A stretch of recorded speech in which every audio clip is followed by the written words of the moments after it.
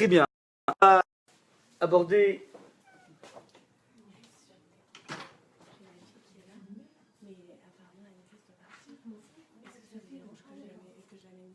ça ne gêne pas, c'est pas de bruit, il n'y a pas de souci. Aucun souci. Extra. Alors regardez, on va. Ah, vous pouvez nous donner un document par contre, parce que j'ai pas le même que vous. Il en reste deux. S'il en reste un, ça m'arrange. Un seul suffit, un seul. Ah si, c'est bon. Voilà. Ces promos commencent maintenant. Regardez, à titre de préparation donc à Hanouka, vous savez que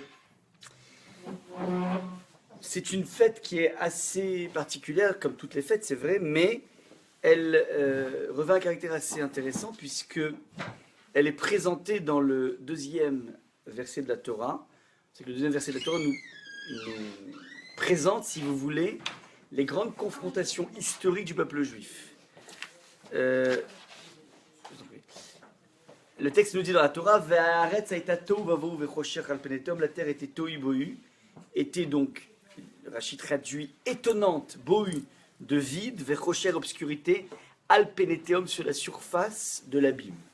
Ça c'est le deuxième verset de la Torah, avant que la Torah nous parle de, comment dire, Vayomer Hashem, Vayomer Elohim, Hashem a dit que la lumière soit. Juste avant ça, le texte nous présente, la Torah nous présente un monde de la préhistoire, un monde informe, un monde vide, un monde ténébreux. Et en fait, toutes ces expressions qui sont dures à imager et à imaginer, alors le Midrash Rabbah s'empare de ce verset, il va dire que finalement ce sont des confrontations historiques, c'est-à-dire qu'à chacune des expressions de vide correspond la confrontation du peuple juif sur sa terre d'Israël avec le Beth Amikdash. La première c'est Tohu. Tohu nous dit le Midrash, c'est la confrontation qu'on va avoir avec Nabuchodonosor en moins 586 avant Jésus, et qui va se solder par, une déportation des Juifs depuis Israël vers la Babylonie, vers l'Irak, et deuxième chose, destruction du temple. Ça c'est donc ce qui s'est passé historiquement. Tohu Bohu, ainsi de suite, continue le Midrash. Bohu, c'est la confrontation avec le royaume de Prasumada et l'Iran et la Mède, qui était un petit peu ceux qui maîtrisaient le monde de l'époque. C'est 68 ans après l'exil de Babylonie. Et c'est là qu'on va avoir la fameuse histoire de Purim avec Assuérus et Aman. Troisième confrontation, c'est Rocher. Rocher, ça va se situer à peu près en moins 150 avant Jésus, du vivant du Beth Amikdash.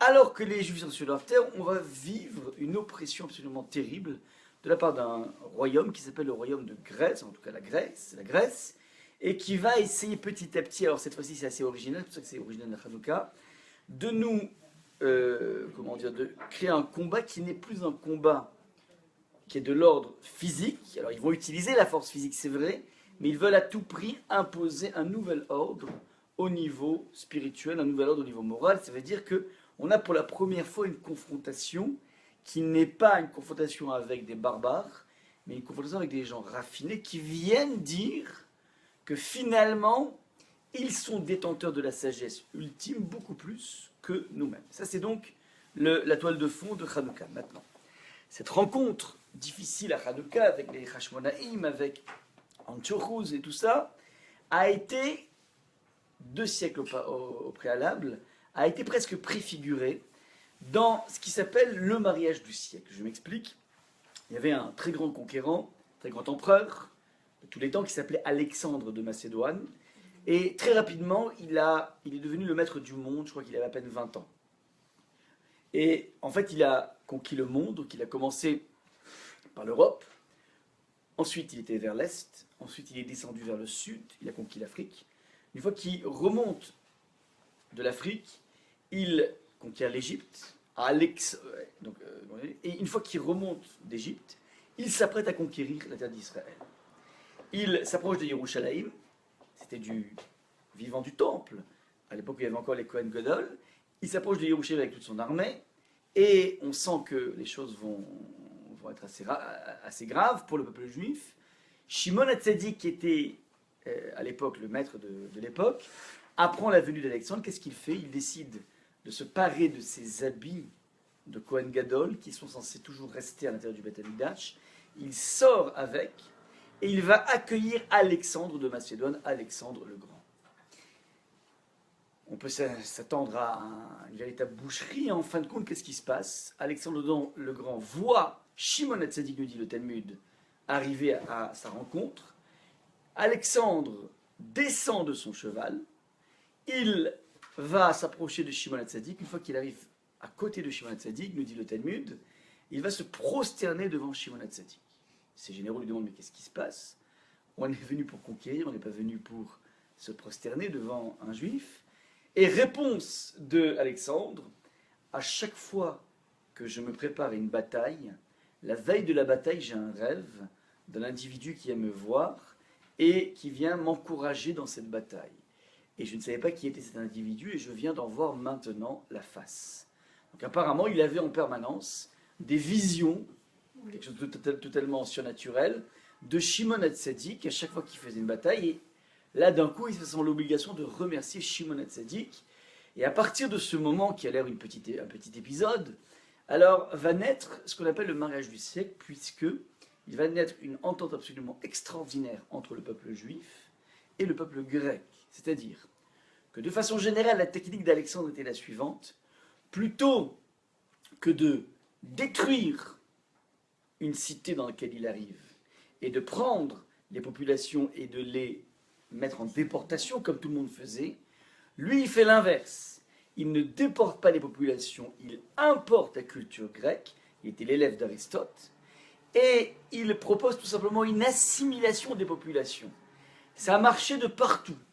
À Alexandrie en Égypte, les Égyptiens étaient habillés à la mode grecque. Ça a tellement bien marché. Donc lui, il arrive à Yerushalayim et il s'apprête à mettre en place la même chose, mais de façon intelligente, il s'est rendu compte qu'il y avait un tel ancrage des Juifs dans leur culture juive, il y avait une telle effervescence de l'étude de la Torah et de la pratique des mitzvot, qu'il s'est dit, je ne pourrais pas leur apporter une culture de remplacement. On peut amener une culture de remplacement lorsque la culture est faible, lorsque la culture n'apporte rien. Donc on peut comprendre qu'en Égypte, ça marche, ça fonctionne. Il arrive avec tout son esprit des Lumières. Mais se confronter à un judaïsme effervescent, ça ne marchera pas. Donc il préfère créer un pacte pas simplement de non-agression, mais tout simplement de collaboration. Et c'est une chose tout à fait unique dans l'histoire juive, puisque les Juifs ont participé, donc à l'armée grecque. Donc il y avait des Juifs, tous les Juifs allaient à l'armée, et ils étaient donc des soldats grecs avec la cacheroute, avec la non-mixité, avec le respect non seulement des fêtes de Shabbat, mais aussi de Chol HaMoed. Bref, un Juif pouvait rester totalement ancré dans son judaïsme, tout en étant un citoyen, un citoyen de l'Empire. C'est ce qui s'est passé, c'est tellement fort cette collaboration que, à partir de cette collaboration, lorsque des enfants naissaient, on s'est mis à les appeler Alexandre. Et jusqu'à aujourd'hui, le prénom Alexandre est un prénom qui a une valeur juive. C'est-à-dire qu'on monte à la Torah en s'appelant Alexandre Ben, ainsi de suite. Ouais. C'est un petit peu comme ces noms russes aussi qui ont été, dont le peuple juif s'est approprié. Ouais, donc quelque part, ça a une valeur juive. Alexandre est comme un nom juif. Pas comme Moshe peut-être, mais en tout cas, ceux qui ne donnent pas forcément un nom biblique, on s'en sent tout à fait bien avec Alexandre. Ça, c'est ce qui s'est passé donc à l'époque d'Alexandre, c'était le mariage du siècle. Maintenant, ce qui m'intéresse ici, c'est que celui qui a apparemment déjoué l'aspect belliqueux de Alexandre, c'est un Cohen, et le Cohen dans la Torah est le seul personnage biblique qui est censé être beau, en tout cas pas disgracieux. Ouais. Il doit représenter une certaine idée du beau, première remarque. Deuxième chose, on insiste aussi sur le fait qu'il est sorti avec les habits du Kohen Gadol. Il y a ici, une touche qui nous rappelle la dimension du beau chez le personnage le plus saint. Ça, c'est donc le premier point. Deuxième point, on va voir ce que nous, on récupère de l'histoire de Hanouka, donc tout le monde la connaît, on ne va pas la répéter, cette fameuse fiole d'huile qui était restée intacte avec le tampon du Kohen Gadol, qui fait qu'à partir de cette fiole d'huile, on a pu réinitialiser la menorah, donc l'allumage de la menorah. Et tout le monde connaît cette fameuse question du Bat Yosef, auquel il y a une centaine de réponses facilement, Rabbi Yosef Karo. puisque de toutes les façons, lorsque il y a une difficulté au niveau public, on peut très bien allumer la menorah avec une eau impure, avec une huile impure. Avec une eau ça ne marchera pas, mais avec une huile ça marchera, même s'il est impur. Donc il n'y a aucun interdit dans la Torah d'allumer une menorah avec des huiles impures. Pourquoi les Juifs de l'époque se sont pris la tête à aller chercher et à attendre, comment dire, donc à... Ouais, ça veut dire, en fait, c'est quoi l'idée que cette feuille d'huile a duré 8 jours? C'est qu'en fait, c'était les seuls vestiges qu'on avait. On a allumé avec cette fiole qui aurait dû tenir 1 jour, et en fin de compte, elle a tenu 8 jours. C'est quoi 8 jours? C'est 3 jours pour aller jusqu'au pressoir, à Olive. Ouais. 2 jours pour bosser, 3 et 2, 5, et 3 jours pour revenir.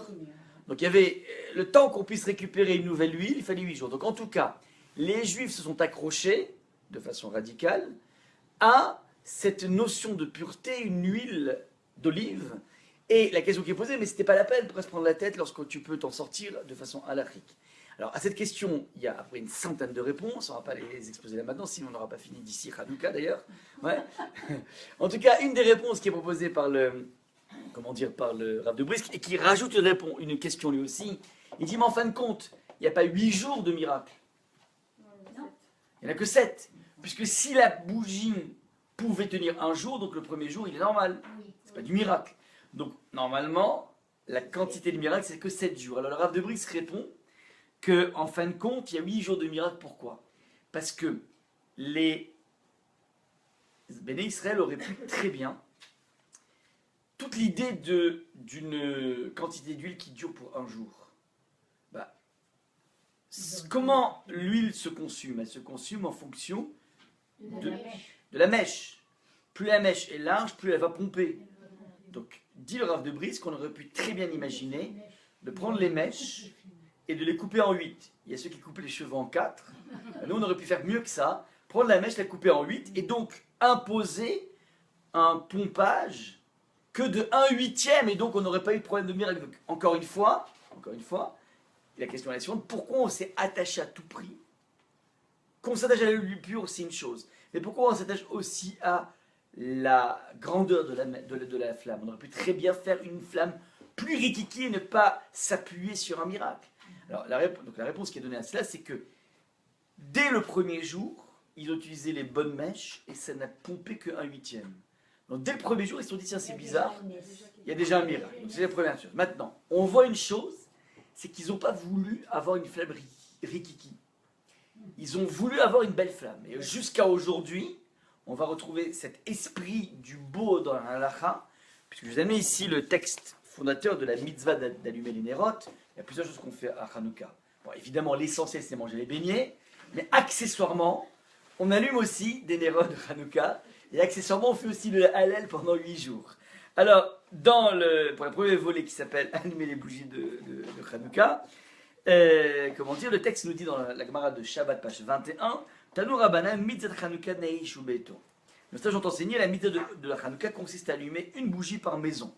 Donc, normalement, le niveau standard, c'est une bougie chaque jour par maison. Une seule. Ouais. Donc c'est assez économique. Prenez une bouteille d'huile d'olive, et ça vous tient 15-20 ans peut-être, ouais. À peu près. Ça c'est le niveau standard. Maintenant, la madrine, donc ceux qui veulent embellir les choses, chaque membre de la famille va avoir sa mono Hanouka. Une mono, c'est un seul, son bougeoir. Ouais, chaque membre de la famille, on va lui donner son bougeoir. Ouais. Maintenant, on va à madrine, mais la madrine maintenant le net plus ultra, le top niveau, le summum. Bet Shammai Omrim, Yom Rishon Madlik Shmoné, le premier jour t'allumes 8, Bet Shammai. Mais Kavela pour Chet Ve'oler, et tu vas en décrescendo de 8 à 1. Et Bet Hillel, ce que l'on fait nous aujourd'hui, Yom Rishon Madlik Echat, mais Kavela Mosif Ve'oler. Le premier jour c'est 1, et après on va en crescendo comme on fait aujourd'hui. Là-dessus, il y a une divergence d'opinion entre Tosfot, Tosafiste, et le Rambam Maïmonide. Lorsque, finalement, en fin de compte, dans cette mitzvah, la Gemara nous présente 3 étages de la mitzvah. Premier étage standard, une bougie par jour et par famille. Deuxième niveau, une bougie pour chaque membre de la famille. Troisième niveau, un système de crescendo, une adéquation entre les jours de Hanouka qui se déroulent ou bien qui vont en rebours, peu importe, mais en tout cas, il y a une adéquation entre le 7e jour et cette bougie. La question qui est posée par les maîtres du Talmud, enfin du Moyen-Âge, est la suivante. Le troisième niveau, c'est une amélioration du premier ou du deuxième? C'est-à-dire, lorsque le troisième niveau dit qu'il faut faire un crescendo, ce crescendo, c'est-à-dire par personne de la famille, ou bien pour toute la famille. Je vous rappelle, on a 3 étages. On a soit une bougie pour toute la famille par jour, soit une bougie par membre de la famille. Ouais. Donc ce sont les 2 possibilités, 2 niveaux. Il y a un troisième niveau, c'est un crescendo. Le crescendo sur chacun des membres de la famille ou bien sur la famille totale. Alors, le Tosfot dit, Tosfot disent, qui est ramené donc dans le, qui est ramené donc dans le Shulchan Aruch, Tosfot disent, non, c'est pour toute la famille. Il y a une seule Hanouka par famille. Ouais, c'est ce qu'on retrouve chez les Sfaradim d'ailleurs, dans le monde Sfarad, les Shulchan Aruch. Et un chassé-croisé, c'est les Tosfot ont donné la lacha Sfarad, et inversement le Ramban, qui est en général le monde du Sfarad, a donné le Rama Rabbi Moshe Sardes, c'est-à-dire le monde Ashkenaz. En 2 mots, bilan des courses, d'après Tosfot, le principe du crescendo ne s'applique pas à chaque membre de la famille, mais c'est un pour tous, comme D'Artagnan. Ouais, c'est un système d'une Hanouka pour tous. Et Tosfot va justifier cela, et c'est ça qui m'intéresse. Il dit que si on commence à que chacun ait sa Hanouka, en tout cas, chacun allume en crescendo une bougie, ça veut dire, imaginons qu'on est, je sais pas, un père de famille et 3 garçons. Donc on va se retrouver le premier soir avec 4 bougies, le deuxième avec 8, le quatrième avec 12, ainsi de suite, en crescendo. Maintenant, nous dit Tosfot, le problème est suivant, c'est qu'une personne qui débarque dans la maison, quand il voit 4 bougies, 8 bougies, il ne sait pas quel jour c'est. Il est perdu. On ne sait pas quel jour c'est. Et donc, dit-il, 2 secondes, excusez-moi. Allô. Ouais. 2 secondes. Donc, nous dit Tosfot, donc c'est assez intéressant dans Tosfot, il dit donc qu'il faut à tout prix créer une adéquation entre, c'est pas harmoniser les gens, c'est créer une adéquation entre le nombre de jours et le nombre de bougies. Il y a une personne qui débarque, puisqu'il y a une seule Hanouka, tu vois 7, tu dis tiens, c'est le 7e jour. Donc la personne elle débarque vraiment, parce que si elle ne sait pas que c'est le 7e jour de Hanouka, c'est qu'elle est vraiment débarquant. Mais en tout cas, de l'extérieur, il y a quelque chose, c'est ça qui m'intéresse, de clair et d'harmonieux. Parce qu'il n'y a pas que la clarté, c'est pas simplement un compte comptable qui marche, ouais, un bilan qui marche, c'est aussi une idée, qui est quelque chose d'encore plus puissant, c'est qu'en fait, on sent qu'il y a une harmonie entre le temps et l'image. L'image nous donne 7 bougies, mais ça, tu crées un lien chez 7 comme le temps qui passe. Donc, on voit ici quelque chose d'assez presque artistique, ouais. Il y a quelque chose qui est assez frappant dans ce... Là, il y a de la place, super. Donc, ça c'est ce que dit Tosfot. J'ai fini maintenant la gymnastique talmudique. Tout ceci était là juste pour vous dire qu'apparemment, on voit que dans l'histoire de Hanouka, on a un lien avec le beau. Je vous ai dit. Dans les prescriptions halachiques, on insiste beaucoup sur le beau. Et d'ailleurs, ça qui est important à savoir, c'est que vous avez toujours vu dans votre histoire, ouais, même les plus grosses barres de notre communauté, ils se tapent une Hanouka qui a 8. Ouais, donc même les gens qui veulent être des gros pingres, ouais, la mitzvah c'est les madrines, c'est le top du top. Ça veut dire que le top du top devient la norme. C'est ça la halakha. Maintenant, une personne qui n'aurait pas, alors on va essayer de voir un petit peu comment on gère les choses. Mais il faudrait peut-être même être capable de vendre sa chemise pour pouvoir s'acheter les bougies de Hanouka. On ne peut pas jouer avec ça. Donc dans la norme halachique, c'est la seule mitzvah à ma connaissance, où le top du top, le nec plus ultra, ouais, devient la norme. Ouais, donc c'est ça qu'il faut essayer de comprendre, une particularité ici. Et encore une fois, qui est liée à une flamme qui sera belle. On aurait pu très bien, je vous dis, avoir des flammes rikiki, qui grésillent, on a écrit l'histoire, les Hashmonaïm ont écrit l'histoire en s'attachant à exhiber une flamme qui est belle, une flamme qui pompe ce qu'il faut en termes d'huile. On n'a pas lésiné sur la quantité d'huile, quitte à sécréter un miracle, alors que d'un point de vue halachique, on aurait pu s'en sortir. Donc on voit ici que, au niveau historique, ce qui va fixer la mitzvah, ce qui a déterminé, si vous voulez, les conditions historiques, et qui va imbiber, si vous voulez, aussi la façon de fixer la halacha, eh ben, on voit que tout est axé sur la dimension du beau. Donc voilà un petit peu, ça c'est le premier point. Maintenant, à chaque fois qu'on parle de beauté, alors, on a toujours plusieurs réflexes. Ouais. Puisque nous nous attachons, nous, le peuple juif, au monde de la spiritualité, on a toujours un premier jet, premier réflexe, qui est de se dire, tout ce qui est dans le domaine du beau est quelque chose qui est forcément anti-éthique. On a, de façon naturelle, et peut-être un héritage chrétien certainement, que l'esthétique et l'éthique ne font pas bon ménage. Et dans une première partie, je vais essayer de vous montrer comment, a priori, apparemment, il y a une ligne de démarcation très très claire entre le monde du beau et le monde du vrai. Alors, je vous ai amené ici 3 éléments. Donc, le plan est le suivant. On va commencer par montrer cette dichotomie, exhiber cette dichotomie apparente, je dis bien apparente. Et ensuite, on va voir comment la Torah manie de façon assez incroyable le paradoxe. C'est une des plus grandes bizarreries par rapport à cette idée que le beau serait l'ennemi du vrai. C'est que la Torah elle-même nous précise que toutes les imaot, c'est-à-dire les femmes les plus vertueuses de notre histoire, sont des femmes qui étaient immensément belles. On démontrera qu'il ne s'agit pas, comment dire, que d'une beauté intérieure, il s'agit évidemment aussi, enfin évidemment on va le démontrer, il n'y a rien qui est évident, on va démontrer qu'il s'agit aussi d'une beauté purement esthétique. Donc il faudrait essayer de comprendre pourquoi la Torah exhibe ce mariage entre le sommet de la beauté esthétique et le sommet de la vertu, puisque apparemment les matriarches, ce sont celles qui vont créer le peuple juif, qui sont nos sources d'inspiration au niveau spirituel. Ouais. Donc ça va être le deuxième point. Et troisième point, donc on essaiera de résoudre ce paradoxe. C'est les 3 points qu'on va voir, pour essayer de comprendre un petit peu comment on aborde la dimension du beau dans la Torah, dans quelle mesure elle est essentielle. Voilà donc un petit peu les 3 points qu'on va voir ensemble. Alors,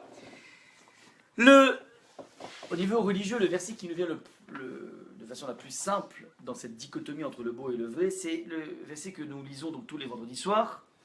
Et lorsqu'on fait un hommage à son épouse, alors on utilise donc le 31e chapitre de Michelet, qui est a priori écrit par Shlomo Meller, et le texte nous dit la chose suivante: la beauté, la grâce n'est que mensonge, la beauté n'est que vanité, la femme qui craint l'Éternel, elle est digne de louange. On voit ici dans ce verset, je vous ai mis en plus des couleurs, c'est encore plus frappant. Ouais, il y a le jaune et le bleu, comme le Brésil, mais en tout cas, c'est d'un côté, il y a tout ce qui est du monde du paraître, le beau, la grâce, ouais, et de l'autre, la dimension interne qui s'appelle la crainte de Dieu. Et apparemment, le verset vient créer cette césure très très nette entre le monde du beau, de l'esthétique, et le monde de l'éthique. Ça, c'est dans la première des choses. Deuxième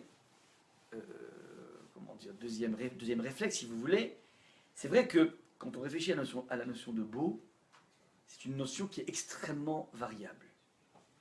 Ça bouge en permanence, le beau. C'est vraiment le fruit d'une mode. Et c'est pas simplement qu'au niveau du prêt-à-porter, ouais, avec les couleurs qui vont être plutôt fashion ou pas, c'est aussi, et ça c'est important de le faire préciser, même dans le monde de l'art qui est censé, comment dire, présenter, qui est censé écrire, qui est censé peindre le beau, on voit que le beau est extrêmement subjectif. J'avais vu dans une autre vie un reportage sur un peintre bolivien qui s'appelle Botero. Et ce peintre en question a comme particularité de dépeindre des gros hommes et des grosses femmes. Ouais. Des femmes gracieuses mais avec 2 S. Ouais. Ça c'est donc la particularité de Botero. Et le critique qui avait interrogé donc Botero, il a dit mais c'est quand même bizarre, les personnages que vous présentez, vous êtes quand même censés présenter ce qui s'appelle le monde de l'esthétique, le monde du beau. Et c'est vrai que pour un Européen, ça nous choque.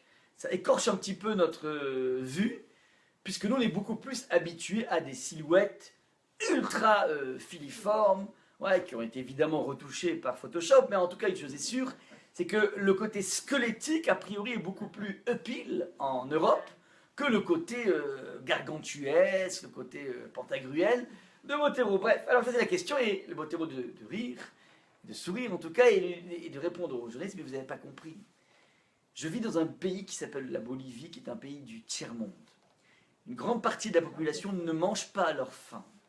Le rôle de l'artiste, c'est d'ouvrir, de vendre, pas de vendre, en tout cas de proposer une lucarne, de proposer une possibilité d'échapper, un rêve. Ouais, il propose du rêve. Et quel est le rêve par excellence? Le rêve mais oui, de pouvoir être opulent, de pouvoir manger à sa faim. Et donc évidemment un Bolivien standard, un Bolivien moyen, va voir que les personnages sont profondément beaux. Comme ils sont gros, ils sont beaux. Ouais. Donc ça c'est ce qui se passe ici. Bref, on voit ici l'aspect totalement subjectif du beau. C'est aussi la culture de certains pays. Ouais, c'est surtout bien ça. sûr, bien sûr. C'est une question de culture. Donc on voit que c'est vraiment quelque chose qui varie en fonction des modes, des siècles et de tout ça. Regardez, rappelez-vous, même en Europe, ouais, les personnages de Renoir, les femmes qui sont dans les... Ouais, le Moulin de la Galette, par exemple, c'est des femmes qui sont bien enveloppées, ouais, bien en chair. Ouais, ça, c'était les modèles de beauté. Et apparemment, ils présentaient des femmes belles, pas des femmes... ouais. Donc, c'était des fêtes, en général, de personnes nobles. C'était pas que les fêtes du village. Donc, on voit ici que même dans le monde occidental, jusqu'au XXe siècle, bah, le beau était associé à la notion de grosseur, ouais, le beau. Maintenant, si on devait écrire quelque chose dans le domaine du vrai, un traité d'éthique, on imagine ici que ce ne sera pas un traité qui va varier en fonction des siècles. On va essayer d'écrire quelque chose qui sera universel et intemporel.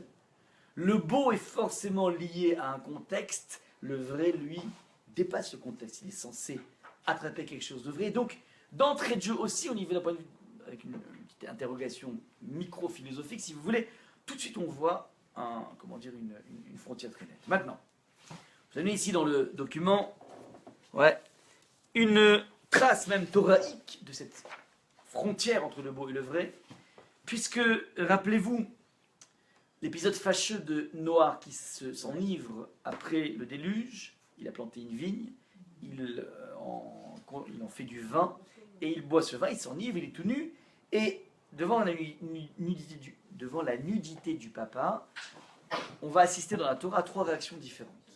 La première, c'est Cham, qui nous dit le texte, minimum va castrer son papa, voire avoir une relation homosexuelle avec lui, dans Rashi, à partir du Midrash.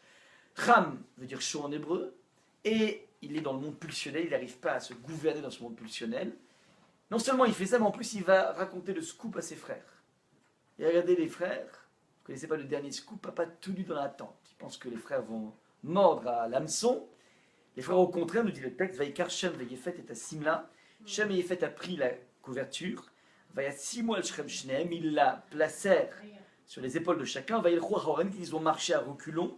Vaïchassou et Avadavem, ils ont placé la couverture à reculons pour ne pas voir le papa tout nu. Ou Penehem Achoranit, Ve'ervat Aviem le Raou. Et rassurez-vous, leur face était tournée et donc ils n'ont pas vu la nudité du papa. C'est ce que nous dit le texte de la Torah, et tout le monde connaît ce Rashi qui vient explorer ici a priori une faute de grammaire, puisque le texte nous dit Vaïkar Shem Veyefet et Asimla. Shem et Yefet littéralement a pris la couverture. Je vous ai mis l'erreur d'ailleurs. Il fallait marquer prir la couverture. Il y a une erreur, basique d'accord au niveau de la grammaire. C'est quoi la conjugaison, la grammaire? Comment on appelle ça? La grammaire, ouais. Faute d'accord, c'est une faute d'accord.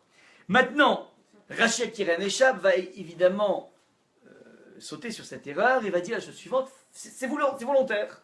C'est pas une faute de frappe de l'imprimeur. C'est volontaire, c'est-à-dire Emktiv Veikru, il n'est pas marqué ils ont pris au pluriel, et la Vaikar, mais il a pris au singulier. Limed al Shem Shilitamen Bemitzah Yoter Minyefet. C'est juste pour te dire que c'est Shem qui a eu l'initiative de couvrir le père et Yefet n'a fait que suivre. C'est-à-dire, traduction, Shem veut dire en hébreu le nom c'est l'essence. Shem est mu par l'essence des choses. Donner un nom à une chose, c'est essayer de traduire la vérité de la chose. Shem est mu par la vérité des choses. Et d'un point de vue éthique, moral, il y a quelque chose de faux dans l'idée de Papa tout nu. Quelque chose de non vrai. Il y a quelque chose d'anti-éthique là-dedans. Et donc son moteur va être de réparer la décadence inconsciente de son papa. Son moteur, c'est l'éthique. Par opposition à Yéfet, Yéfet vient de Yafé qui veut dire le beau. Lui, peut-être que son moteur, c'est ça que voudrait nous dire ici Rachi, son moteur n'est pas l'éthique, mais l'esthétique. Papa tout nu, mais c'est moche. Ouais, Yéfet. Maintenant, faites bien attention, je parle de Yéfet parce que c'est celui qui est attaché au beau. Il va avoir comme descendant un enfant qui s'appelle Yavan. Yavan, c'est justement la Grèce. Ça, c'est intéressant. Yéfet était sensible au nu. Yavan va exposer, va mettre en valeur le nu. Ouais, rappelez-vous les statues grecques, enfin, en tout cas les tasses, ce qu'on a vu en classe de 6e, je sais pas. Ouais, donc toute cette art dans lequel on va exhiber le nu. Il y a eu un décalage qui s'est mis en place. Mais en tout cas, une chose est sûre, c'est qu'à la base, à l'origine, Yéfet, sa motivation, c'est l'esthétique. Et puisque le verset conjugue le verbe vaïka au singulier, c'est pour te dire que ce qu'il faut essentiellement, c'est la motivation éthique et non pas la motivation esthétique. Il n'est que celui qui accompagne, mais en soi, c'est pas ça l'essentiel. Voilà un petit peu, si vous voulez, comment dire, la ligne de démarcation très claire. Jusque-là, c'est ce qu'on appelle une analyse superficielle des textes. Là, tout de suite pourquoi. Maintenant, je vous ai promis, deuxième partie, dans quelle mesure la Torah manie de façon magnifique le paradoxe. Le premier des paradoxes est le suivant. Je ne vais pas marquer dans le document, je n'ai pas eu la place. En fait, j'aurais pu avoir la place, dommage, je le referai. Mais, première des choses que je vais vous dire avant de parler de Sarah, donc on va montrer ici dans ce document que les 4 patriarches étaient des femmes qui étaient extrêmement belles, immensément belles. Maintenant, avant de regarder les versets qui parlent de leur beauté, il y a un verset qui est commenté par Rachi qui va nous mettre un petit peu sur la voie. Avant que Abraham se marie avec Sarai, le texte de la Torah nous précise qu'elle s'appelle Sarai, ouais, Sarah. Ça, c'est Sarah en tant que mère. Sarai, c'est l'épouse. Mais avant, elle avait un prénom de jeune fille. Ah oui. Si, le texte nous le dit. Iska, extra. Iska. Maintenant, Rachi est intrigué par ce terme, pas parce qu'elle a un prénom, elle doit avoir un prénom de jeune fille, c'est-à-dire, c'est quoi l'idée pour être en prénom? On ne change pas de nom de prénom quand on se marie. Ouais. Mais l'idée, c'est qu'en fait, il y a une évolution d'une femme, elle est tantôt jeune fille, tantôt épouse, et tantôt maman. Et ce sont 3 dimensions qui cohabitent dans l'être féminin. Donc il y a 3 dimensions chez l'être féminin. Maintenant, ce qui est intéressant, c'est que Rachi va explorer donc Iska. C'est quoi Iska? Iska vient de la racine sémantique Soché. Sa mère, Kaf et He. Et sa mère, Kaf et He veut dire voir avec insistance. C'est-à-dire, nous dit Rachi, c'est appliqué au personnage de Sarah, qui est Socha Beruach HaKodesh. C'est Rachi sur place, là-bas, dans la fin de la parashat Noach, quand on nous parle du mariage de Avraham et Nahor, qui sont les 2 enfants de Terach, avec Sarai et Milka, le texte nous dit que Sarai, en fait, elle s'appelle aussi Iska. Ouais, donc vous faites le calcul, vous verrez rapidement comment les choses fonctionnent. Donc, donc Avraham se marie avec sa nièce, petite parenthèse, hein, et pareil, Nahor se marie avec sa nièce, Milka, qui était les enfants de Haran, le fameux qui a cramé dans la fournaise ardente, qui était le frère de Avraham. Il a laissé 2 filles, Sarai et Milka, Iska et Milka, et les 2 vont se marier avec les 2 oncles, les 2 tontons. Bon. Maintenant, Rachi nous dit donc, voir avec insistance, soit on dit, enfin, c'est les 2 en fait. C'est Sarah qui regarde avec insistance. Ça veut dire quoi qu'elle regarde avec insistance? Ça veut dire qu'elle est capable de scruter l'intériorité, et plus que l'intériorité des choses, ça veut dire elle comprend le dessein du bon Dieu. Elle est dans le Ruach HaKodesh, l'inspiration divine. Ça, c'est la dimension de Sarah. Ouais. Maintenant, Socha veut dire qu'elle voit, elle voit avec, comment dire, une perspicacité incroyable. Il y a quelque chose de métaphysique dans sa vision. Mais nous dit Rachi, mais c'est aussi pas elle qui voit, elle est le sujet. mais elle est aussi l'objet. Oui. Elle est vue avec insistance, et on va traduire de façon comment dire, assez gasse, assez vulgaire, mais pour que vous entendiez ce que veut dire Rashi, Kulam Sochim Beyofia, le monde la regarde, et je vais traduire la mate, ouais, tellement elle est belle. Vous entendez ce qui est marqué ici dans Rashi? Mais ce qui est incroyable, c'est que Rashi nous lit ces deux dimensions, c'est-à-dire la beauté suprême avec la spiritualité suprême. Ça va de pair, apparemment, en tout cas. C'est pas une question. C'est pas ou ça, non, non, c'est les deux en même temps. Maintenant, deuxième chose, on le connaît, ce fameux épisode, ça c'est donc... Excusez-moi, c'est l'opposé de ce qu'on vient de voir au-dessus. Oui, je suis en train de dire que la Torah manie le paradoxe. D'accord. Le premier jet, le grand 2 que vous avez vu, c'est ce qu'on appelle le premier jet, ce qu'on a l'habitude d'entendre, le discours classique, ouais. Comment dire, vous entendez par exemple, non, Chas v'Shalom, on ne doit pas faire attention à la beauté, c'est le tout classique qu'on entend. On va voir que c'est totalement démenti par le texte de la Torah lui-même, ouais. Donc, ça c'est donc premier point. Maintenant, deuxième chose, ouais. Vaïka Hacher écrivent Mitzrayma lorsqu'ils sont arrivés vers l'Égypte. Vayomer El Sarah Ishto, il s'adresse à son épouse, il lui dit Ilenayadati ki isha yefat mareat. Ouais, maintenant je sais que tu es une femme belle. Alors attention, ne pas rentrer dans le piège de se dire il s'est marié avec elle sans la regarder. Parce que le camarade dans Kiddushin nous dit qu'on n'a pas le droit de se marier si on ne connaît pas la personne qui est en face de nous. Ouais, de peut être déçu, c'est tout simple, très très simple. Ouais. Donc forcément ici ce qu'il faut entendre, et genre, comment dire, mon épouse m'a donné un piège qui m'a intéressé, c'est qu'ils étaient en chemin, ouais.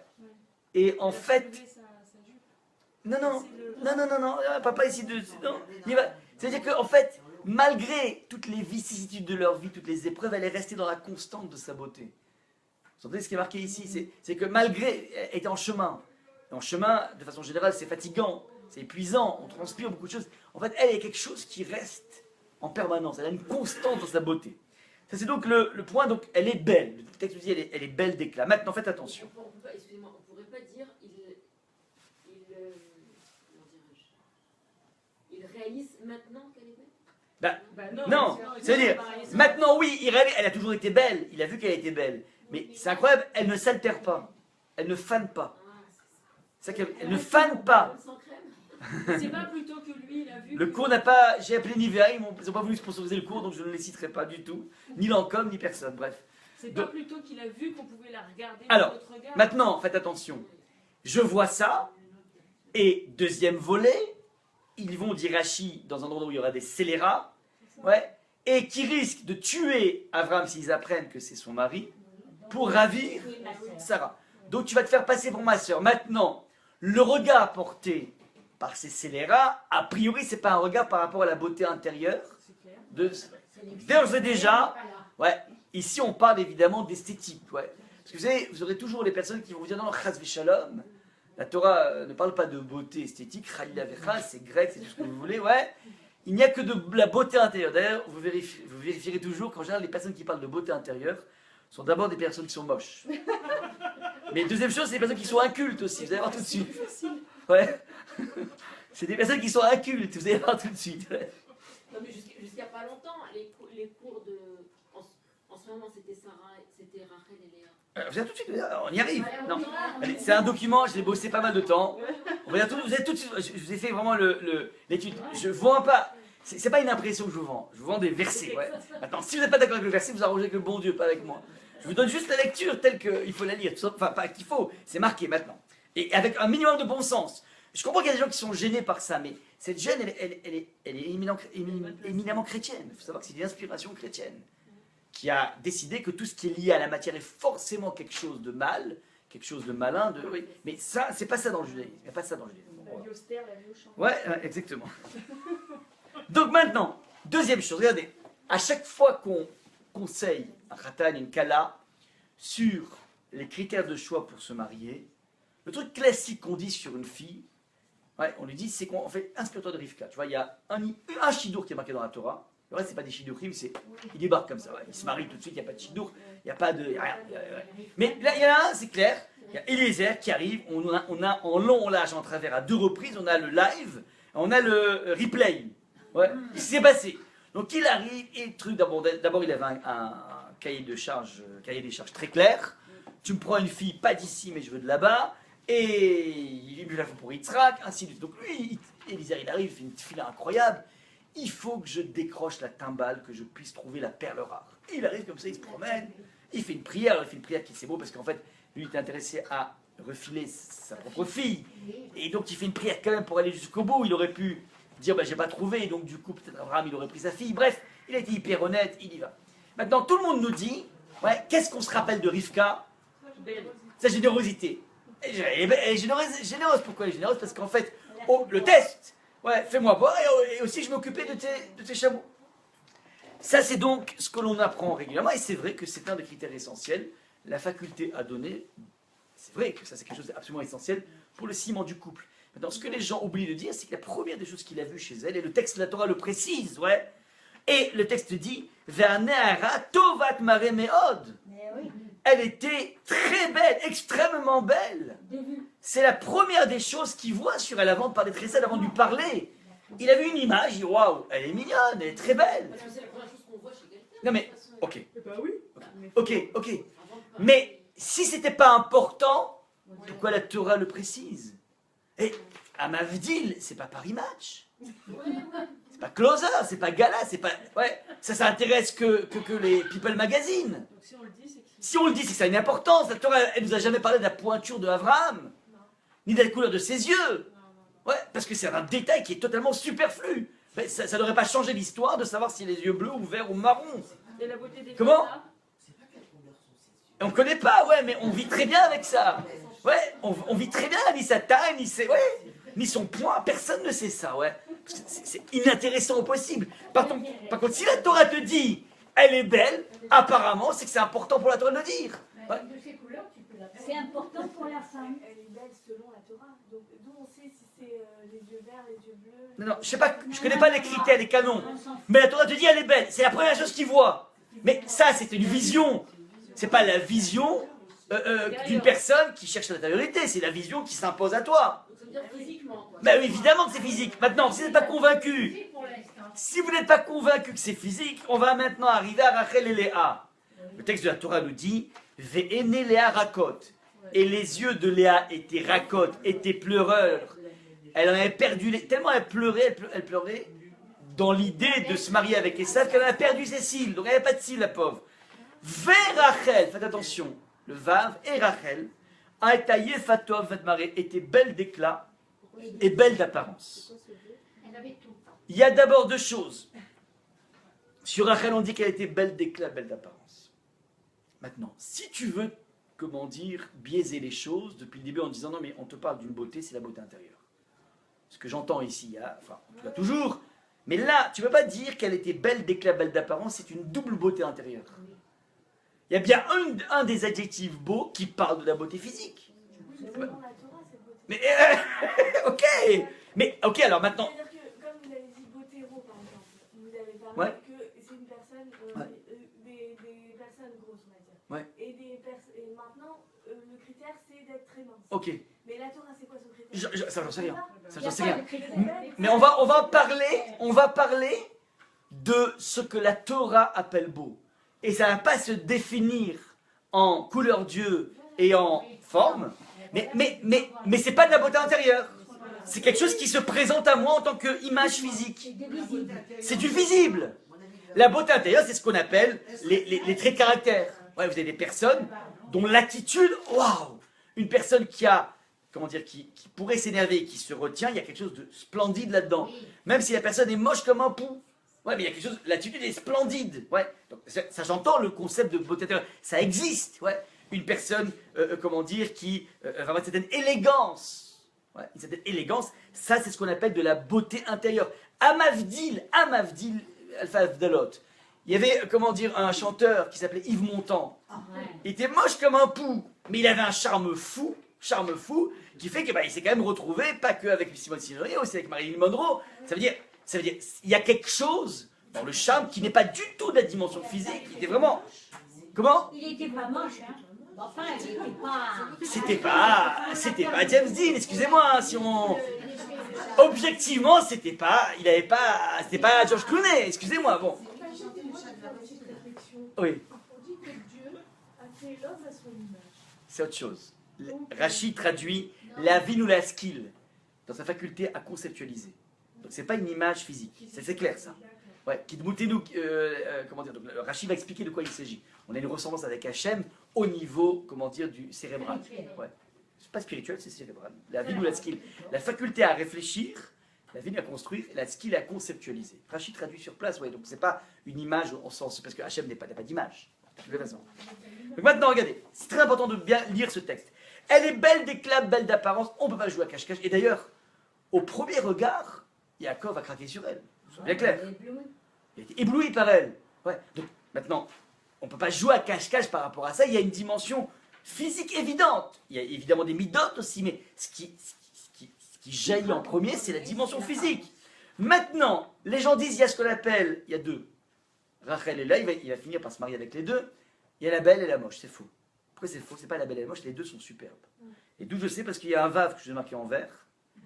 Les yeux de Léa étaient pleureurs et Rachel. Ce et Rachel veut dire que Léa est comme Rachel, à part les yeux, à part les cils. Ouais. À part les cils. Ouais. Ça veut rien dire ça. Jean qui rit, Jean qui pleure, je sais pas. J'en sais rien, je ne connais pas ça. Cet indice, c'est des jumelles qui plaisent, mais on peut avoir des jumelles. Mais une chose est sûre, c'est que le vav, sans les notions de jumelles ou pas, le vav indique ce sont deux filles superbes. Ouais. Avec une nuance, il y en a une qui est un peu déprimée, donc elle est pleurnicheuse, elle avait, je sais pas, elle avait les yeux. Parce qu'on aurait pu mettre mais Rachel était belle. Oh, on n'a pas dit mais, on a dit et Rachel, exactement. Maintenant, regardez, c'est important. Pour ceux qui veulent persister pour essayer de voir peut-être sa beauté intérieure, regardez. Les mêmes adjectifs vont être attribués à un personnage masculin qui s'appelle Yosef, le fils de Rachel. Maintenant, regardez l'Arziz. Ouais, le dit le texte. Il a été vendu, il a débarqué, donc il débarque chez la femme, chez Monsieur Potiphar. Il devient intendant de la maison. Et le texte dit, alors il abandonna ses intérêts aux mains de Yosef et il ne s'occupa plus avec lui de rien, sinon du pain qu'il mangeait en 2 mots. Yosef avait un blanc-seing sur toutes les possessions de Monsieur Potiphar, si ce n'est, comment dire, sa propre épouse. Ouais, la seule chose qu'il n'avait pas dans ses mains, comment dire, c'était l'épouse. C'est une femme très très belle, et c'est une femme qui est devenue amoureuse de Yosef. Et le texte nous dit, Vaï Yosef, Yefetoar Vifemare. Regardez le bleu et le rose. Les mêmes termes conjugués au masculin. Il était beau d'éclat, beau d'apparence. Tout le monde sait que Yosef c'était un beau gosse. Benot Selofrad, ouais. Le texte nous dit qu'en fait toutes les filles montaient sur la muraille pour voir à quel point il était beau. Ouais. Et je peux pas faire tous les personnages dans un match. Regardez.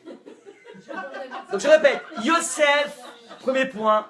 Yosef, c'est évident qu'il est beau. Maintenant, c'est le seul personnage biblique dont on mentionne la beauté physique. On expliquera pourquoi.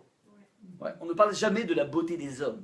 Plus que ça, faites bien attention, vous savez, vous pouvez observer cette remarque qui est assez importante, c'est que dans tout le monde animal, le représentant du beau, c'est toujours le masculin. Non, regardez, le lion, la lionne, elle est moyenne à côté, ouais. Il y a plein d'animaux dont la femme est... Les canards, Non, le pan, les plus beaux oiseaux, ce sont des masculins, c'est jamais du féminin. Ça veut dire que la nature a choisi comme emblème, si vous voulez, le masculin pour exprimer le beau. Et d'un coup, dans le monde des hommes, c'est l'inverse. De tout temps, ouais, la femme a toujours été le symbole du beau. Maintenant, faites bien attention.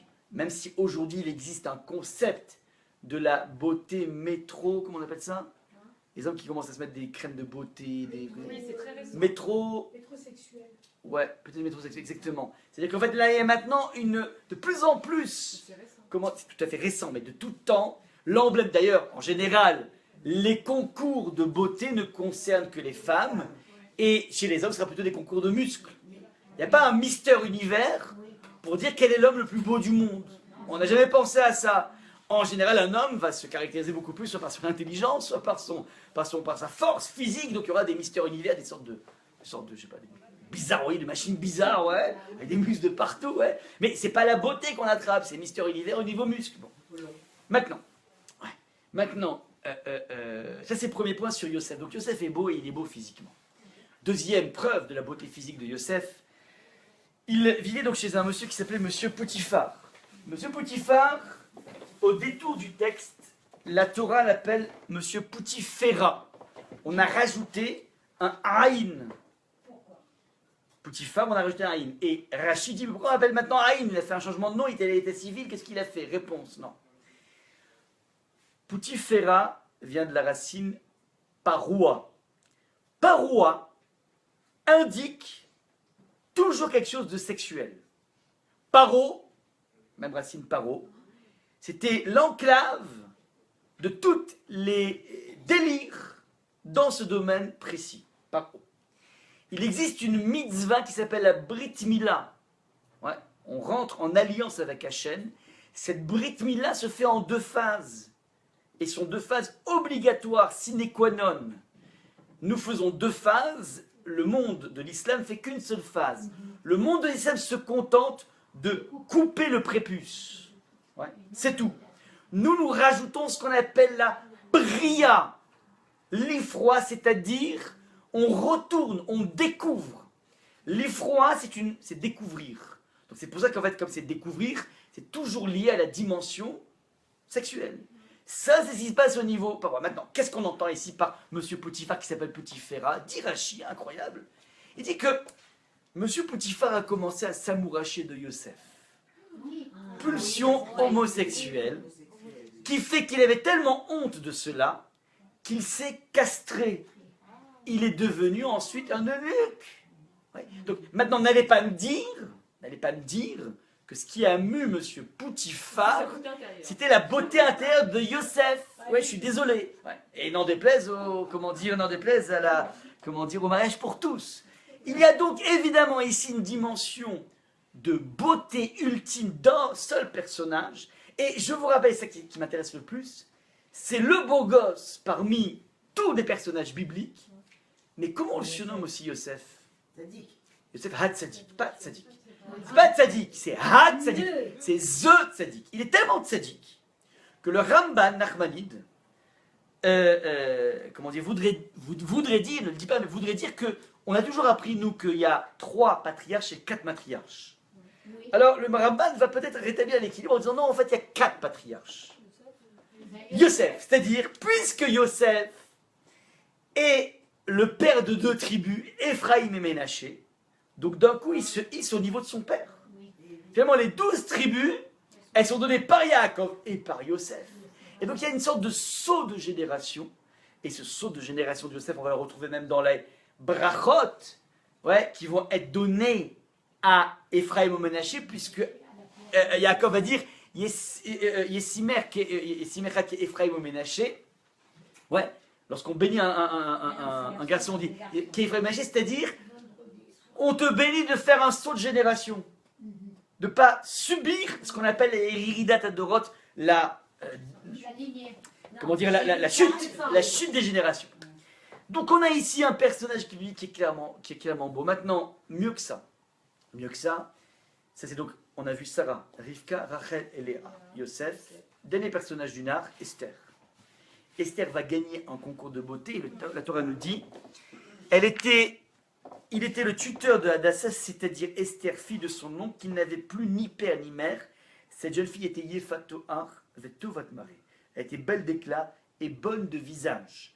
À la mort de son père, de sa mère, Mardoché l'avait adoptée comme fille, il faut être sa femme. Bref, elle est belle, nous dit le texte. Double définition, belle d'éclat, belle d'apparence, un peu comme Rachel, pas tout à fait les mêmes termes, ouais. Et deuxième chose, elle gagne un concours de beauté. On ne gagne pas un concours de beauté avec une beauté intérieure, enfin ça ne marche pas. Ça ne fonctionne pas. Ouais, elle était en concurrence avec toutes les filles du royaume. Donc, on a ici évidemment une beauté. Maintenant, si vous n'êtes pas convaincu, j'espère que vous l'êtes, parce que sinon, je vais... j'aurai plus de munitions. D'accord?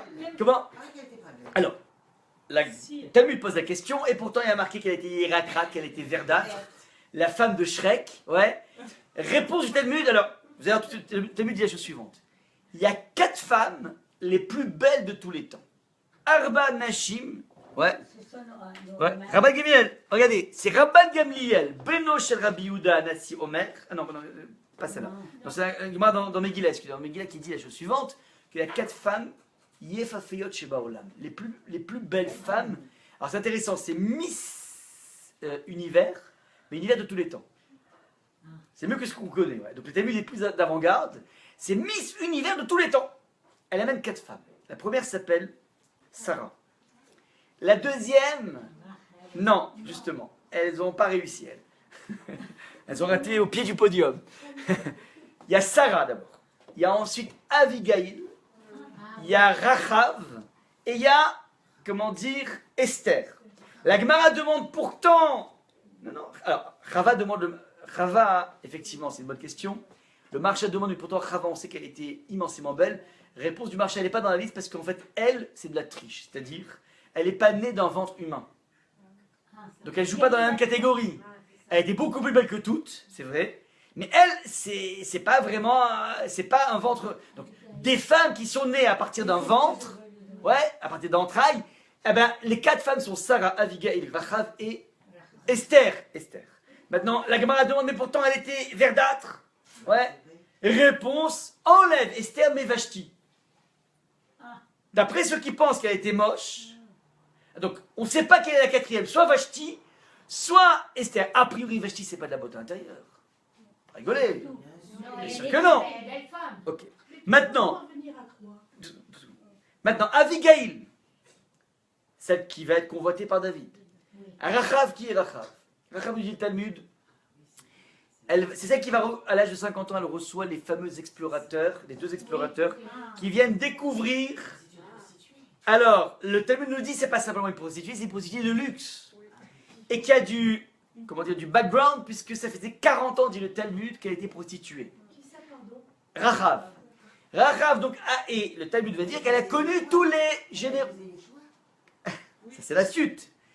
Et finalement, elle finit par se faire tchouva et se marier avec Yehoshua. C'est incroyable.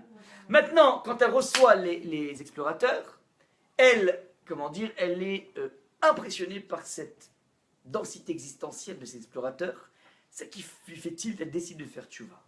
Quelle place on va laisser à une femme qui a fait 40 ans de prostitution, qui vient demander de devenir juive? Alors non seulement elle devient juive, mais en plus elle se marie avec Yehoshua, ça c'est incroyable, ouais. Mais en tout cas, si c'est a priori, c'est une femme qui était belle. Elle fait partie des femmes les plus belles. Maintenant, si le Talmud... Il faudra quand même éclaircir ça. Ben, c'est le but. Comment Yehoshua il a fait accepter pour ça? Ouais. Non. Elle est devenue sublime. Elle est devenue sublime au niveau de... Maintenant. Ce qui m'intéresse, je vois que je mords le temps, c'est dommage. Regardez. Ce qui est intéressant ici, c'est qu'on ne peut plus jouer à cacher avec la beauté. On te présente des personnages qui sont au sommet de l'éthique et qui sont en même temps au sommet de l'esthétique. Et donc, il faut comprendre qu'il y a peut-être un lien à explorer entre le monde de l'esthétique et le monde de l'éthique. Pour trouver ce lien, alors, on va voir, jusqu'à présent, je vous ai marqué la façon dont la Torah s'exprimait par rapport au beau. Les occurrences du beau dans la Torah, dans le texte biblique. Je vais passer maintenant dans le texte talmudique de la Mishnah et du Talmud, de voir comment on utilise le terme yafé. Yafé est utilisé, donc je vais donner deux occurrences, lorsque la Torah va répéter de façon fastidieuse l'histoire de Eliezer, qui est venu chercher la timbale pour Yitzhak, et la Torah se répète, c'est-à-dire qu'il y a le live et ensuite il y a ce qu'on appelle le différé. Et le Talmud pose la question, mais pourquoi on se prend la tête à répéter une histoire qu'on a déjà vue, alors qu'il y a des gouffées de Torah, il y a des lois essentielles de la Torah qui sont déduites, enfin qui sont extrêmement peu représentées. Loi de kashrut, loi de bassar vechalav, du lait et la viande, sont des choses qui sont marquées de façon extrêmement allusive, duquel découlent toutes les halachot de la vie, les chot shrita, la shrita, ouais. C'est qu'elles ont une place minime dans la Torah, alors que énorme dans notre pratique. Et ces petites historias de Eliezer et qui est allé voir et qui a prié, bon, une fois ça suffit, 2 fois t'as pas besoin. Donc il y a une disproportion, si vous voulez, de la place qui est donnée dans la Torah aux choses.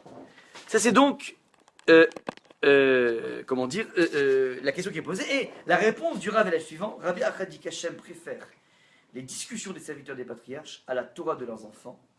Tu vois bien que l'épisode d'Eliezer est répété tandis que de nombreuses bases de la Torah ne sont dites que de façon allusive. Ça veut dire, le texte du Talmud dit la chose suivante. Yafé sichatan shel avde avot. Elles sont plus belles, les discussions des serviteurs des patriarches, que la Torah de leurs enfants. Ça veut dire quoi ça? Ça veut dire, très simple, que tu peux attraper la Torah par le texte, par les lois, par l'étude de la Torah, mais tu peux aussi apprendre la Torah en côtoyant un grand personnage. Et quand tu vois vivre un grand personnage, quelqu'un qui est imbibé de Torah, d'une certaine façon, il t'apprend plus que le texte lui-même de la Torah. C'est ça que veut dire le texte. Ouais. Ça veut dire, quelqu'un qui a pu côtoyer Raphaïkin, moi je l'ai connu 5 minutes dans ma vie, ça m'a chamboulé la vie. Ouais. Parce que tu vois ce que donne le produit fini de la Torah, même si tu le vois en train de boire un verre de coca ou un verre d'eau, t'apprends plus qu'en étudiant Shulchan Aruch. Parce que tu vois exactement ce que donne la Torah. Donc, ce que veut mettre ici en balance le texte, c'est que toi tu as l'impression que les petites historiettes de Eliezer qui racontent ces trucs et tout, c'est des détails, non, c'est pas des détails, c'est exactement le produit fini que la Torah te donne. Tu les étudies, enfin, en regardant ce qui se passe, en assistant à ce qui se passe, à comprendre ce qui se passe, tu vas plus grandir qu'en côtoyant le texte lui-même. C'est ça l'idée. Ce qui me gêne dans le mot qui a été utilisé, c'est qu'en fait le texte dit il y a fait, elles sont belles les petites historiettes. Il fallait dire elles sont mieux. C'est Tov. Tov, c'est bien de côtoyer un géant. C'est pas beau, c'est bien. Le thème qui est utilisé, c'est la beauté. Cette même remarque, je vous la fais par rapport à une parole qui est connue dans la Mishnah. La Mishnah dit la chose suivante. Rabban Gamliel beno shel Rabbi Yehuda Anasi Omer, Yafé Talmud Torah in derech eretz. La Torah est belle lorsqu'elle est couplée avec le business. C'est-à-dire, la plupart des maîtres du Moyen-Âge vont dire, pour expliquer cette Mishnah, dans la vie, c'est bien d'être indépendant, d'avoir sa petite source d'argent qui permet de pouvoir étudier sans être dépendant de quelqu'un. Yafé Torah im derech eretz. La Torah, elle est belle lorsqu'elle est couplée avec un petit business de côté. Ouais. Pour ne pas être dans un lien de subordination. Ça, c'est la plupart des Rishonim. D'autres Rishonim vont dire, mais minoritaires, si vous voulez, au niveau du nombre, vont dire que des Reret, c'est pas le business, mais c'est les bonnes manières. Ouais. C'est-à-dire que c'est beau lorsqu'on voit un homme de Torah qui est classe. En tout cas, l'inverse est clair. Vous voyez un homme de Torah, un Talmid Chacham, mais qui est habillé en guenille et qui se tient mal, tu dis, attends, mais c'est ça la Torah, c'est insupportable.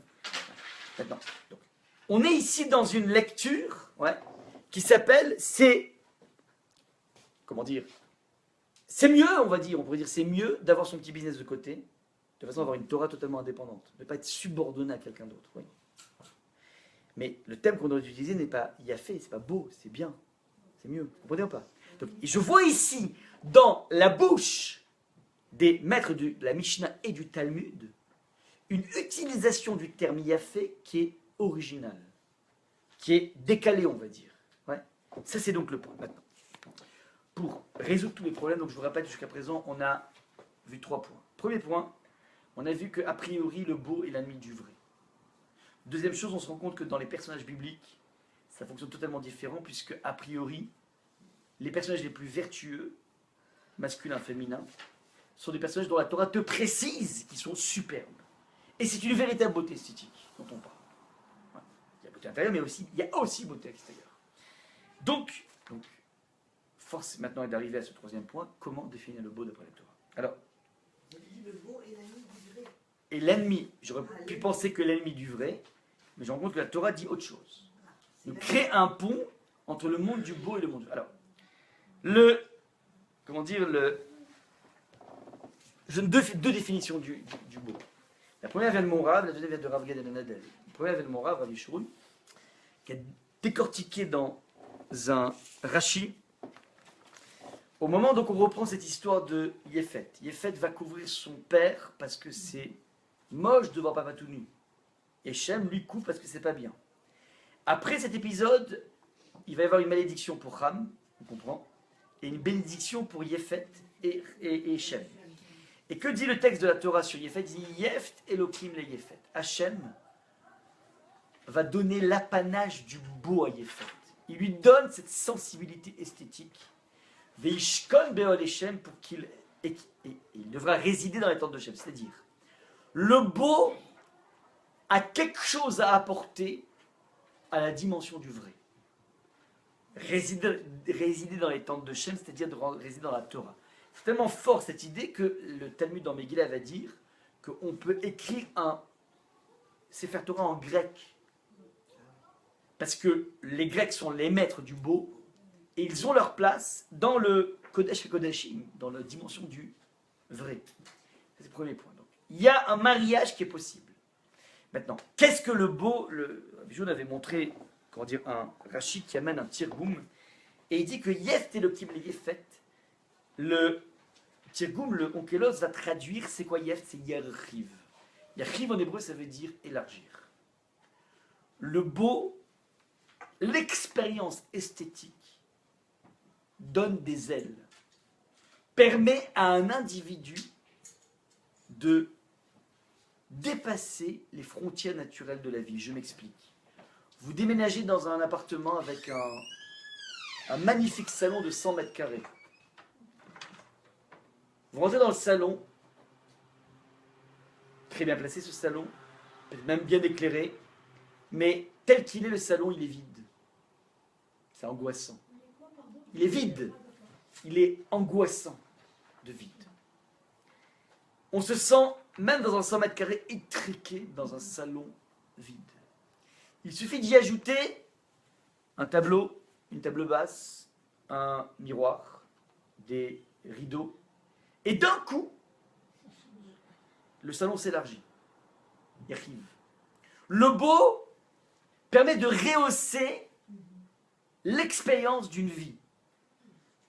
Ça, c'est la première définition du beau. Yariv, c'est ce qui donne à l'individu un élargissement. Tu vis dans un contexte, lorsque tu saupoudres ta vie par une sensibilité à l'esthétique, de toute façon, le même cadre devient totalement différent.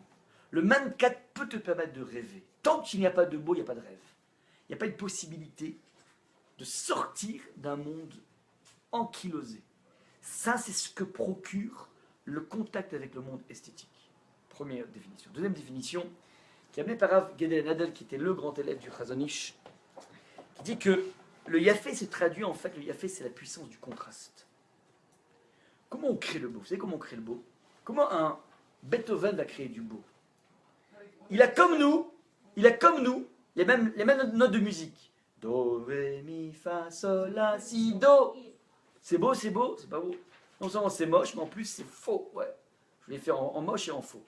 Mais si tu t'appelles Beethoven ou Mozart ou je ne sais qui, tu vas prendre ces notes, tu vas les agencer, tu vas créer des accords, tu vas créer des soupirs, et tu vas créer quelque chose qui t'emporte. C'est la puissance d'associer, faites attention, des notes qui en tant que telles ne sont pas belles. Le do n'est pas beau, do. Ça ne veut rien dire do. Ouais. Maintenant, deuxième chose, dans le monde de la peinture. Le monde de la peinture, je vous donne un exemple. Si par exemple, je mettais des diapositives ici, et je vous projette ici dans le tableau, la photographie d'une vache toute seule dans un studio. Vous me dites, c'est quoi ça? C'est Kiri, la vache Kiri, ouais. Pas très beau.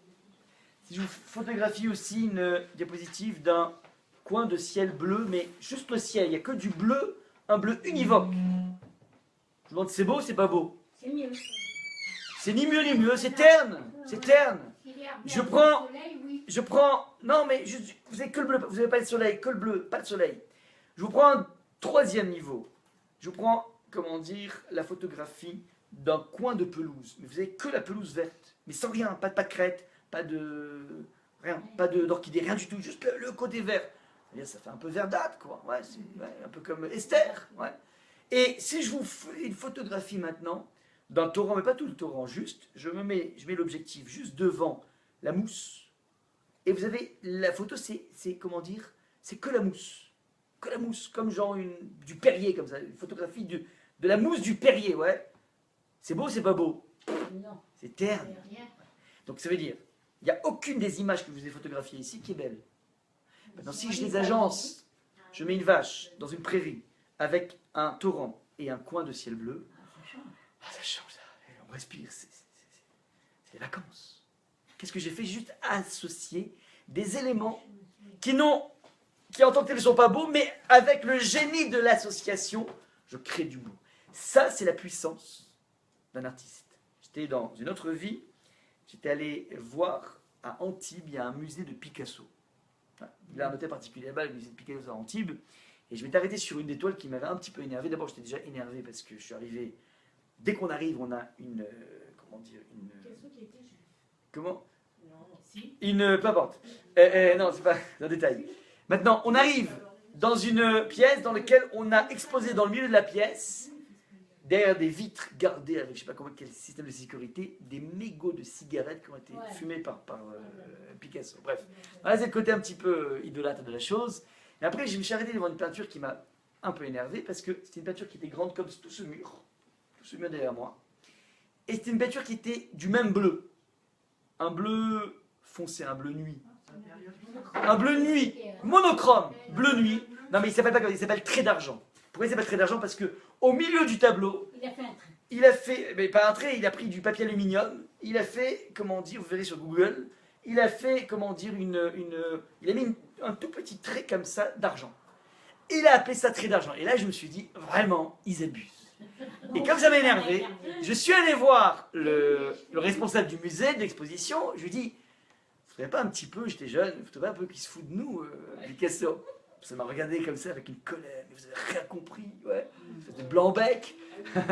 Alors il m'a dit, mais vous n'avez pas compris, vous savez combien de semaines il a travaillé cette nuance du bleu? Il prend sa palette et il travaille. Et pourquoi il travaille tellement pendant des semaines ce bleu? Parce que ce bleu va exprimer sa peur de la mort, sa peur des ténèbres, je ne sais pas qu'est-ce qu'il va exprimer, mais c'est de l'art. Alors nous, on n'est pas sensible à ça, mais si tu rentres en communication avec la toile, tu vas peut-être être frappé qu'il n'y a que Picasso qui peut faire ça. Moi, je crois que j'aurais pris dans la cuisine le rouleau Alba et j'aurais fait la même chose, mais en fait, non, c'est faux. Ouais, vous appelez Picasso, vous faites une chose pareille. Bref, ça c'est donc l'idée. L'idée, c'est le contraste. Le beau jaillit à partir du contraste. Ça, c'est le point essentiel à attraper. Maintenant, les personnages bibliques, Matriarche et que Yosef, sont des personnages immensément beaux. C'est donc des personnages qui ont eu de façon naturelle ce don d'être beau ou d'être belle. Mais comme on a dit que le beau, c'est la puissance du contraste, alors ce sont des personnes qui, en observant leur beauté, peuvent porter un regard dans la vie qui s'appelle un regard du contraste. C'est quoi porter un regard contrasté dans la vie? C'est ce Rashi que je vous ai amené, qui est un Rashi qui est hyper connu, qui est un Rashi qui va justement nous mettre en exergue cette dialectique du regard de la Torah sur le beau. Regardez. C'est un Rashi qui est connu, vous savez qu'au moment où Moshe Rabbeinu, comme tous les rabbins, a fait des appels, ils font des appels aux dons, il a fait un appel aux dons pour construire le Mishkan. Et il y a eu une action assez magnifique des femmes, puisqu'elles sont venues amener leur miroir, et c'est ce Rashi qui parle de ça. Et il fabriqua donc la cuve en cuivre et son support de même, donc c'était le kior, c'était l'ustensile dans lequel le Kohen Gadol trempe ses pieds et ses mains pour se purifier. Et au moyen de comment il a construit cet ustensile? Par le don des femmes, au moyen des miroirs des femmes qui s'étaient attroupées à l'entrée de la tente d'assignation. Le Rashi, on le lit, il est important à connaître. Les femmes d'Israël possédaient des miroirs dans lesquels elles se regardaient lorsqu'elles se faisaient belles. Le miroir dans lequel on se mire. Et même ces miroirs, elles n'ont pas hésité à les offrir pour la construction du tabernacle. Moshe répugna à les accepter car ils ont pour vocation d'encourager le penchant au mal. Le Saint béni soit-il lui a dit, accepte-les. Ils me sont plus chers que tout. Donc Moshe Rabbeinu d'entrée de jeu, il a ce réflexe dont on a parlé tout à l'heure, qui est belle, mais ça c'est un outil de séduction. C'est pour être belle, et la beauté c'est lié au corps. Et comme c'est lié au corps, donc a priori ça n'a pas de place dans l'hôtel particulier du bon Dieu, là où va résider la Shrina. Et Hachem dit au contraire, ils me sont hyper chers. Car c'est grâce à eux que les femmes ont donné le jour à des armées d'enfants en Égypte, c'est-à-dire. C'est un outil qui a permis de créer un baby boom dans un camp de concentration. Je vous précise, c'était un camp de concentration qui a duré 210 ans. Et il y a eu un baby-boom incroyable à ce moment-là. Explique Rachi. Quand leurs maris étaient épuisés par leur dur travail, ils revenaient éreintés du boulot. Elles allaient leur apporter nourriture et boissons. Elles leur donnaient à manger, puis elles prenaient leur miroir. Chacune se regardait dans le miroir avec son mari. Donc vous les imaginez assis, les deux, ouais, un côte à côte, et la femme met le miroir de façon à ce que l'image des deux se projette. Il y a le selfie, ouais, c'est le premier selfie de l'histoire, le selfie du couple. Et elle disait tendrement, Anina Mimcha, je suis plus belle que toi. Elles éveillaient ainsi le désir chez leur mari. Elles s'unissaient à eux, devenaient enceintes et accouchaient, comme il est écrit, Taratatapora, tira sous le pommier, je t'ai éveillé. Voilà ce que veut dire avec les miroirs des attroupés. Décryptage de ce Rachi. Voilà. L'homme et la femme vivent un monde concentrationnaire, un monde absurde, le monde de Sisyphe. On construit des briques qu'on met dans des murs qui servent à construire des tours qui s'enlisent petit à petit puisque c'était des terrains marécageux. Et chaque jour, on fait la même chose. C'est un peu comme Sisyphe qui monte, dans la mythologie, qui monte, comment dire, une énorme pierre jusqu'en haut d'une montagne. Et une fois qu'il a monté, boum, elle redescend. Et toute la vie, c'est comme ça. Il est condamné, ouais, c'est ce qu'on appelle Sisyphe enchaîné. Il est condamné, il y a Camus qui a écrit un livre qui s'appelle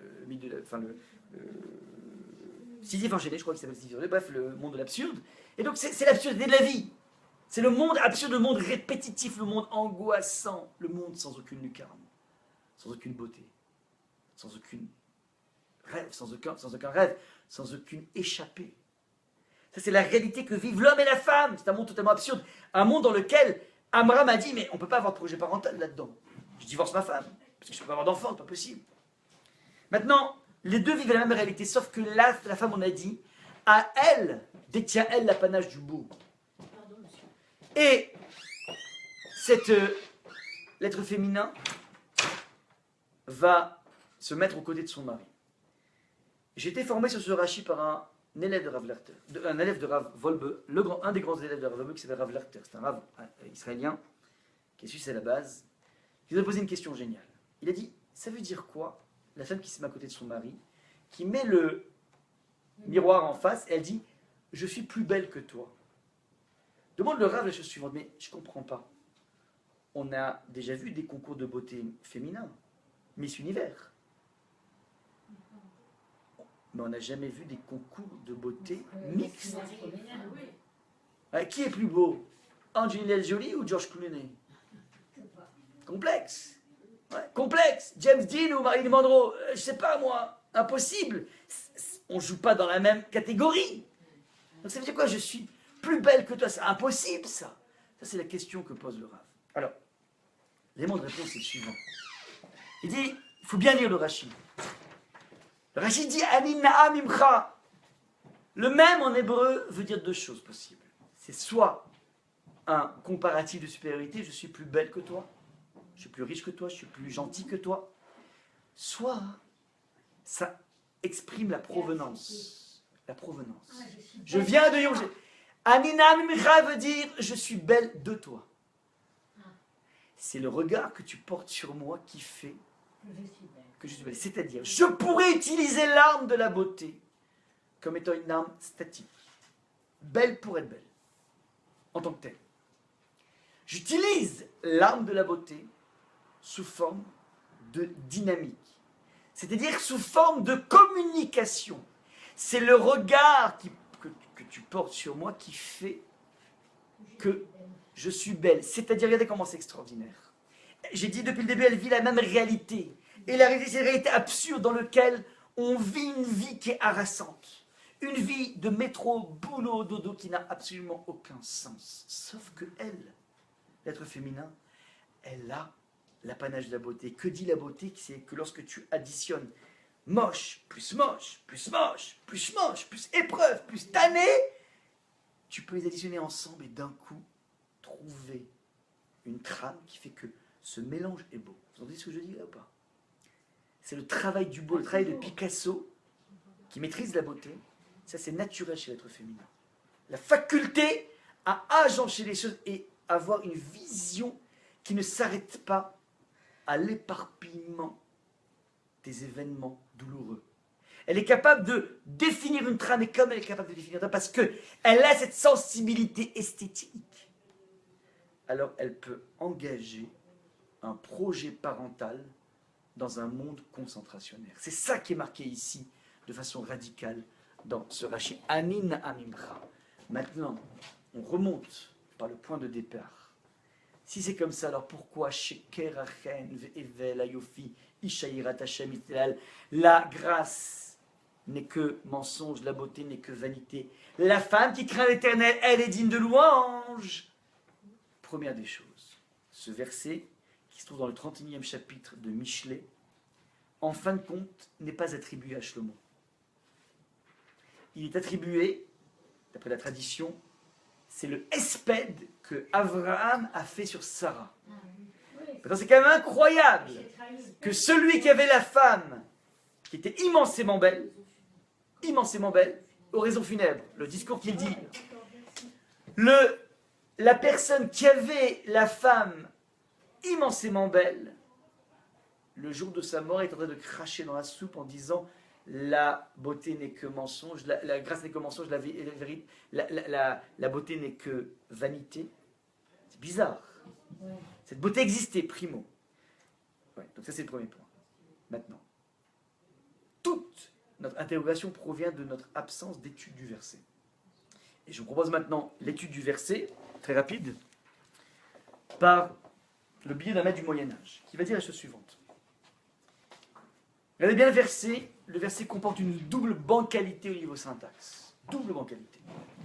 Je répète. Sheker Achen. La grâce, peut-être qu'il y a certains d'entre vous qui peuvent découvrir la difficulté du verset. Où est-ce qu'il y a une double bancalité ici? Quand on analyse le texte, il y a un problème dans le verset. Il y a un double problème dans le verset. Non, Sheker Achen. Observez bien, je vais donner des couleurs en plus. Non, pas grave, après je peux dire que tout est du bidon. Ouais. La grâce est du bidon, la beauté c'est du bidon, ça ne me gêne pas. Mais regardez bien, il y a quelque chose qui est, comment dire, qui est bancal. C'est pas ça la bancalité, c'est-à-dire. Le verset commence par nous parler de notions. La grâce, mensonge. La beauté, c'est de la vanité. Qu'est-ce que j'aurais dû attendre par symétrie? Non, la crainte de Dieu. Pas la femme qui craint l'Éternel. Donc j'aurais dû avoir la grâce n'est que mensonge, la beauté n'est que vanité, la crainte de Dieu est digne de louange. Puisqu'on a commencé de façon conceptuelle, on doit poursuivre de façon conceptuelle. Donc c'est bancal. Ça ne se dit pas en français. Nous on est tellement habitués qu'on ne voit pas le problème. Mais c'est vrai que ça ne se dit pas. Ou bien il fallait me dire, une femme gracieuse, c'est du mensonge. Une femme belle, ce n'est que vanité. Une femme qui craint l'Éternel, elle est digne de louange. Donc, première bancalité. Deuxième bancalité, regardez. La femme qui craint l'Éternel, le texte dit, elle est digne de louange. Mais, demande le commentateur la chose suivante. De qui tu me parlais avant pour me dire, elle oui et elle non? Il n'y a que d'elle. On parlait que d'elle, donc tu vas me dire, elle par rapport à qui? De qui tu me parlais? Tu comprends ou pas? Il y a un problème, c'est elle. Ça veut dire, mais tu vas parler de personne avant. Il parle que de sa femme. Donc pourquoi? Élément de réponse est le suivant. Sheker Achen, la grâce au niveau statique, au niveau image, sans dynamique, c'est que du mensonge. La beauté, que pour la beauté, n'est que vanité. Faites attention. La femme qui craint l'Éternel, attention, en y associant La beauté. la sensibilité au beau, attention, on ne décide pas d'être beau, ça c'est Hachem qui donne, mais je peux oui décider de développer une sensibilité esthétique. Ouais. La femme qui craint l'Éternel, en y associant une sensibilité au beau, qui va être source de spiritualité en l'occurrence, puisque par le biais du beau, j'arrive à comprendre comment Hachem fonctionne dans sa vie. Que derrière chacune des épisodes durs se cache une trame qui peut s'appeler quelque chose de magnifique. Ouais. Donc, cette femme qui craint l'Éternel en y associant cette sensibilité au beau, elle est digne de louange par opposition à celle qui n'est que crainte de Dieu. Qui n'est que crainte de Dieu. Attention, je répète. Celle qui n'est que dans le beau pour le beau, c'est du bidon, ainsi que de la même façon pour la grâce. Celle qui a une crainte d'Hachem, ouais, et qui utilise sa sensibilité au beau, qui va alimenter cette crainte d'Hachem. Parce que le beau me permet de comprendre comment Hachem fonctionne. Ce que les hommes n'ont pas compris, les femmes l'ont comprise. Ouais. Donc, celle qui aura une crainte de Dieu, ça veut dire cette faculté à se connecter avec Hachem, tout en développant cette sensibilité au beau, elle est digne de louange par opposition. Elle et pas l'autre, qui c'est qui l'autre? Celle qui n'est que crainte de Dieu. C'est ça que dit le texte. C'est-à-dire qu'il faut les deux. C'est-à-dire qu'une non-sensibilité à l'esthétique, au beau, est révélatrice d'une carence spirituelle. C'est ça qui est marqué ici dans le texte. Ouais, c'est ça qui est marqué ici dans le texte. Et je donne ici le pirouche que j'ai entendu de Rav Yakovson, d'un maître du Moyen-Âge. Ouais, donc ce sont des personnes qui ont pignon sur eux à Bnei-Brak. Hein. Je ne suis pas en train de vous... Ouais. Donc c'est l'étude du texte qui amène ça. Ouais. Donc je répète, la non-sensibilité au beau est révélatrice d'une carence spirituelle. Voilà un petit peu donc ce que dit ici le texte. Vous comprenez un petit peu maintenant que dans ce combat avec la Grèce, avec le monde grec, avec le monde des Lumières, alors on va être obligé, de montrer l'éclat de la Torah, de montrer la beauté de la Torah. Et donc on comprend pourquoi toutes les normes halachiques vont flirter avec le monde du beau, vont flirter avec le monde de l'esthétique. C'est lié, parce qu'en fait ça fait qu'un. Mon épouse m'avait dit un truc que j'avais trouvé très joli, d'ailleurs le yafé. Yafé veut dire beau, yafa veut dire belle. Eh bien, yafé se décompose par ya et po, kapo. Hachem est là. Vous comprenez pas? Ya c'est Hachem, Yudke c'est Hachem, Po. Le Hachem est là dans le beau, ouais, il y a quelque chose, il y a une dynamique totalement spirituelle. Le beau, alors évidemment il faut savoir l'utiliser, il ne faut pas qu'il soit un beau statique, mais le beau, la dynamique du beau, elle sécrète de la spiritualité. Ouais, ça, Conclusion. Bravo. Merci beaucoup. Merci. Bravo.